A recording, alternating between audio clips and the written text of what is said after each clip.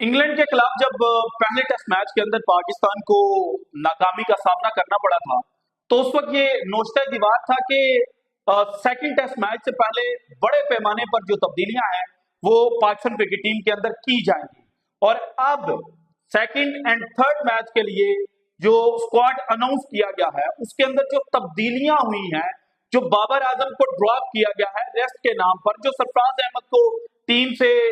दूर किया गया है। हालांकि पाकिस्तान को जो पिछले 3 टेस्ट मैचेस के अंदर नाकामी का सामना करना पड़ा है उसमें सरफराज अहमद का कोई कसूर भी नहीं था। तो पाकिस्तान क्रिकेट के जो इनर सर्कल्स हैं वहां पर भी इस वक्त जो उद्यम है वो मच चुका है। और वो खिलाड़ी जिसके बारे में ये कहा जा रहा था कि कमिंग फ्यूचर में, यानी कि जब पाकिस्तान और नवंबर के अंदर ऑस्ट्रेलिया के खिलाफ व्हाइट बॉल सीरीज की के मैचेस खेलेगा, तो उस वक्त ये खिलाड़ी जो है इसके चांसेस हाई हैं कि ये पाकिस्तान को लीड कर रहा होगा। तो उस खिलाड़ी ने आज एक ट्वीट करते हुए पाकिस्तान क्रिकेट बोर्ड के वो ऑफिशियल्स जिन्होंने बाबर आजम को टेस्ट टीम से ड्रॉप किया है उनके ऊपर बिजलियां गिराई हैं और एक कंपैरिजन ड्रॉ किया है। और इसके अलावा पाकिस्तान क्रिकेट बोर्ड को ये कहा है कि आपने अपने जो की प्लेयर थे उनको बचाना था, ना कि आपने उनका जो कैरियर है वो खराब करना था। सो बाबर आजम के लिए अब टीम के अंदर से किसने आवाज उठाई है, क्या कुछ कहा है, उसका इंपैक्ट क्या हो सकता है, क्या उस खिलाड़ी की जो अपनी कप्तानी है वो अब जाने वाली है, इसकी डिटेल्स आज की वीडियो में मैंने आपके साथ शेयर करनी है। लेकिन सबसे पहले पाकिस्तान क्रिकेट बोर्ड की जो नई सिलेक्शन कमेटी है उसकी जानिब से जो सेकंड एंड थर्ड मैच के लिए स्क्वाड अनाउंस किया गया है, अगर उसको देखा जाए तो पहली दफा एक लंबे अरसे के बाद जो स्पिनर्स की भरमार है वो हमें दिखाई दे रही है। और उसके अलावा जो विकेट तैयार की जा रही है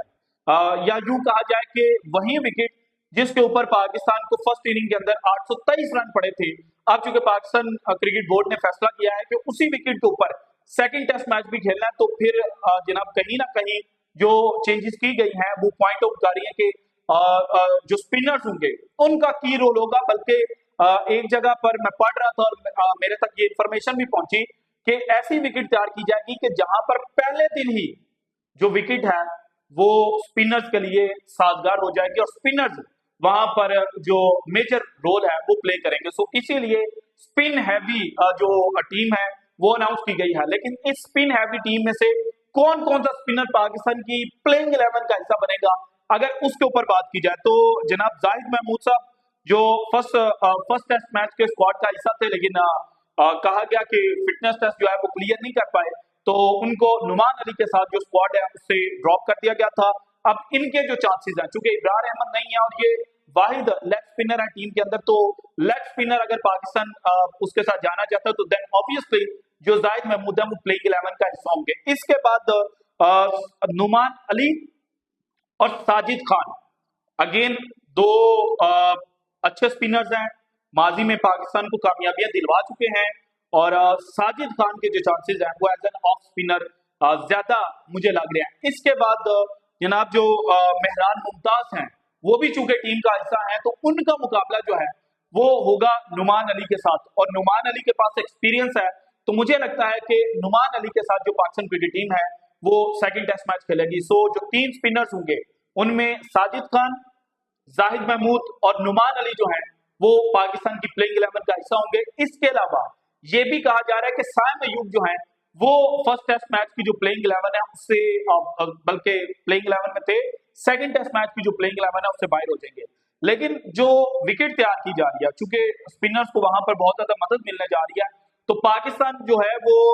जो साइम अयूब है उनको प्लेइंग 11 के अंदर रखना चाहेगा। और जो टीम मैनेजमेंट है वो भी चूंकि साइम अयूब के पीछे खड़ी है, तो मुझे लगता है कि मोहम्मद हुरैरा की जगह जो साइम अयूब है वो ही पाकिस्तान के लिए खेलेंगे और उनका साथ देंगे जनाब अगेन अब्दुल्ला शफीक। उसके बाद शान मसूद खेलेंगे। नंबर 4 के ऊपर कामरान गुलाम जो हैं वो खेलेंगे। 5वें नंबर के ऊपर सऊद शकील, 6ठे नंबर के ऊपर सलमान अली आगा और 7वें नंबर के ऊपर जो मोहम्मद रिजवान है वो बैटिंग करने के लिए आएंगे। या सलमान अली आगा ऊपर 6ठे नंबर की बजाय 7वें नंबर पर बैटिंग करने के लिए आएंगे और मोहम्मद रिजवान जो है वो 6ठे नंबर के ऊपर चले जाएंगे। इसके अलावा पाकिस्तान के जो फास्ट बॉलिंग ऑप्शंस हैं वो कौन से होंगे, तो इसमें एक तो चीज क्लियर नजर आ रही है कि मीर हमजा जो है वो नई गेंद के साथ बॉलिंग करेंगे, सो वो प्लेइंग 11 का हिस्सा होगा। इसके अलावा जो सेकंड फास्ट बॉलर पाकिस्तान के लिए जनाब होंगे, वो मुझे लगता है कि Aamir Jamal as an allrounder खेलेंगे और नई गेंद के साथ भी वो बॉलिंग कर सकते हैं। उसके अलावा पुरानी गेंद के साथ रिवर्स स्विंग भी वो कर सकते हैं, थोड़े से पेसी भी हैं। सो इसलिए ये दो फास्ट बॉलर जो हैं वो पाकिस्तान के लिए खेलेंगे। सो पाकिस्तान का अगर सेकंड टेस्ट मैच का कॉम्बिनेशन देखा जाए तो इसमें हमारे पास 7 बैट्समैन होंगे, सॉरी 6 बैट्समैन होंगे, 2 ऑलराउंडर होंगे, सलमान अली आगा और उसके अलावा जो आमिर जमाल है उनकी सूरत में, देन मीर हमजा प्लेइंग 11 का हिस्सा होंगे और इसके बाद जो स्पिनर्स हैं वो पाकिस्तान की प्लेइंग 11 का हिस्सा बन सकते हैं और स्पिन को यहाँ पर काफी ज्यादा मदद मिलने वाली है। सो आप देखेंगे कि पाकिस्तान क्रिकेट बोर्ड ने ये जो फैसला किया है कि स्पिनर्स जो हैं उनके साथ जाया जाए, ये पाकिस्तान को कैसे पे बैक करता है। इसके बाद बाबर आजम और बाकी खिलाड़ी जो टीम से बाहर हुए हैं, अगर उनके ऊपर बात की जाए तो सबसे पहले बाबर आजम के हवाले से यह खबर आई है कि शाहिन शाह अफरीदी, नसीम शाह, ये सेकंड टेस्ट मैच और थर्ड टेस्ट मैच की प्लेइंग 11 जो है उसका हिस्सा नहीं बने जा रहे क्योंकि ये स्क्वाड का हिस्सा नहीं है। लेकिन एडिशनली साथ ये भी कहा जा रहा है कि ये दोनों जो खिलाड़ी हैं, जो दोनों फास्ट बॉलर हैं, ये ड्रॉप नहीं हुए या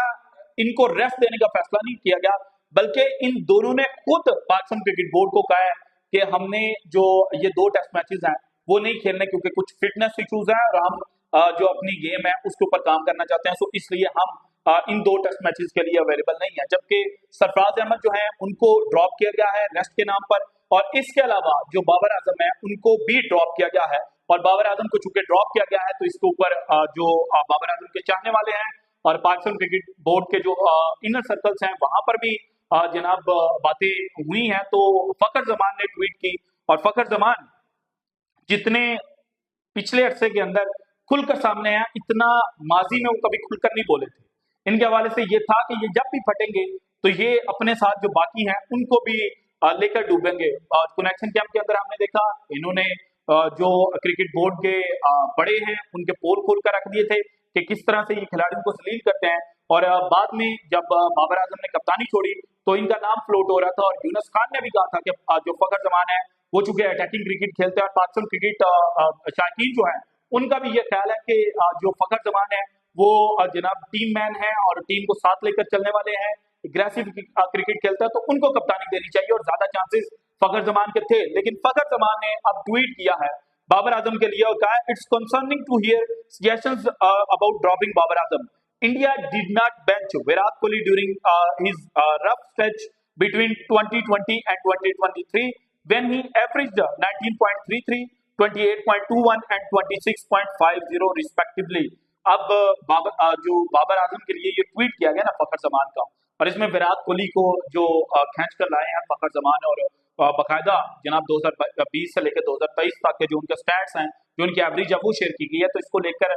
कुछ लोग ये भी कह रहे हैं कि जो फखर जमान का ट्वीट है ये असल में फखर जमान ने नहीं किया बल्कि इनसे करवाया गया है, इनको भेजा गया था कि आप जनाब ये जो ट्वीट है वो बाबर आजम के लिए करें। लेकिन मुझे नहीं लगता कि फखर जमान को कोई डिक्टेट जो है वो कर सकता है और फखर जमान जितने आउटस्पोकन है उनको लगता है कि पाकिस्तान क्रिकेट बोर्ड जो है उन्होंने जाती की है बाबर आजम के ऊपर। ये फैसला छोड़ना चाहिए था कि बाबर आजम अगर रेस्ट लेना चाहते हैं तो ले लें और उनको ड्रॉप किसी सूरत नहीं करना चाहिए था। इसके अलावा बाबर के हवाले से ये भी बात सामने आई है कि बाबर आजम के साथ जो अजहर महमूद है उन्होंने 1-to-1 सेशन किया, वहां पर बाबर आजम को जो चीजें हैं वो एक्सप्लेन की और बाबर आजम जो हैं वो खुद रेस्ट नहीं लेना चाह रहे थे। और मुझे at the end of the day ये लगता है कि it is going to be a blessing in disguise for Babar Azam, क्योंकि अगर बाबर आजम बजाते खुद ये कहते हैं कि चूंकि वो रफ पैच से गुजर रहे हैं और उनको एक मेंटल ब्रेक चाहिए, तो फिर यहाँ पर पाकिस्तान क्रिकेट में जो बाबर आजम के जनाब नाकदीन है उन्होंने सर जो है वो उसके ऊपर आसमान को उठा लेना था और बाबर आजम को कहना था कि जब मुश्किल घड़ी आई है तो ये पाकिस्तान क्रिकेट को अकेला जो है वो छोड़कर चले गए हैं और बाबर आजम के लिए ये जरूरी था कि उनको मेंटल ब्रेक मिले। So at the end of the day मुझे लगता है कि ये जो बाबर आजम को रेस्ट मिली है ये बाबर आजम के लिए एक ब्लेसिंग होगी और बाबर आजम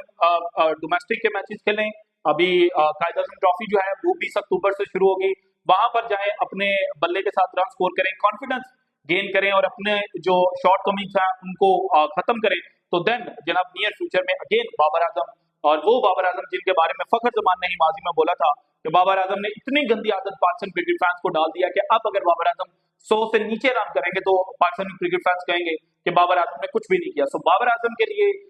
ये एक अच्छी अपॉर्चुनिटी है, इसको इस तरह से नहीं देखना चाहिए कि मेरे साथ जाति की गई है, बल्कि इसको अपॉर्चुनिटी के तौर पर लेते हुए और बड़े क्रिकेटर्स जिस तरह से माजी में जो ब्रेक है उसमें अपने आप को इम्प्रूव करके आए, जैसे हैरी ब्रूक की अगर मैं एग्जाम्पल बात करूं तो हैरी ब्रूक ने अभी 317 रन पाकिस्तान के अगेंस्ट फर्स्ट टेस्ट मैच में स्कोर किए, लेकिन उन्होंने कहा कि जब इस साल के आगाज पर इंडिया टूर से उन्होंने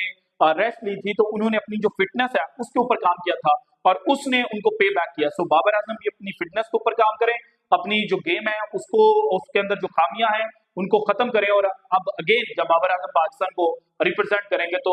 पाकिस्तान के लिए बेनिफिशियल होंगे Babar Azam. So this is it from today's episode. अगर आपको वीडियो पसंद है तो लाइक कीजिएगा, ज्यादा से ज्यादा शेयर कीजिएगा, अपनी कीमती राय का इजहार लाजमी कीजिएगा। और अगेन जाते जाते मेरे जेहन में आ गया कि सरफराज अहमद के ऊपर तो बात ही नहीं की, तो भाईजान बात बड़ी सिंपल सी है, सरफराज अहमद का कोई कसूर भी नहीं था क्योंकि बांग्लादेश के खिलाफ इनको टेस्ट मैचेस नहीं मिले, इनको इंग्लैंड के खिलाफ पहला टेस्ट मैच नहीं मिला, और अब जिस तरह से इनको second and third test match से बाहर किया गया है तो ये क्लियर